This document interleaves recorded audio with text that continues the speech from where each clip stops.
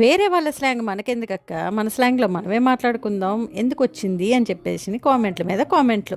దానికన్నా ఎక్కువగా నా మాడిపోయిన గిన్నె కోసం ఎక్కువ కామెంట్లు వచ్చినాయి. కానీ నేను అవి ఇవి పట్టించుకోను, మన స్లాంగ్లోనే మనం మాట్లాడుకుందాం ఇక నుంచి. నేనైతే ఈ మధ్యన యాతర్ బండి తీసుకున్నాను పెద్ద పాప కోసం అని చెప్పేసి.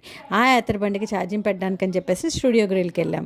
అక్కడికి వెళ్ళిన తర్వాత ఆ ఛార్జింగ్ అయ్యే టైంలో మనం ఎందుకు ఖాళీగా ఉండాలని చెప్పేసి ఒక మాక్టైల్స్ చెప్పుకున్నాం.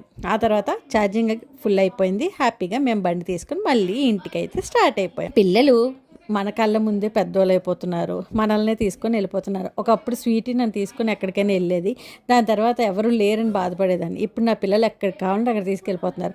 అండ్ ఇంటర్నేషనల్ యోగా డే కదండి, ఎక్కడ పడితే అక్కడ పోలీసులు చాలామంది ఉన్నారు. ఎందుకంటే సీఎం, పిఎం, మన డిప్యూటీ సీఎం పవన్ కళ్యాణ్ గారు కూడా వస్తున్నారు కాబట్టి ఈ నెల 21వ తారీఖున. అందుకనే ఈ రోజు నుంచి భీమిలి నుండి నోటెల్ వరకు మొత్తం బీచ్ రోడ్ బంద్ అనమాట. అస్సలు వెహికల్స్ వెళ్ళడానికి లేకుండా మొత్తం బల్లలు వేసేసారండి. ఎందుకు వేసారో కూడా అర్థం కాదు.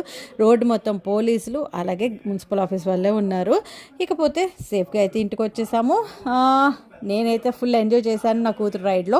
మీకు ఇంకా మంచి వీడియోస్ కావాలి అంటే ఎలాంటి వీడియోస్ కావాలో కామెంట్ సెక్షన్లో కామెంట్ చేయండి.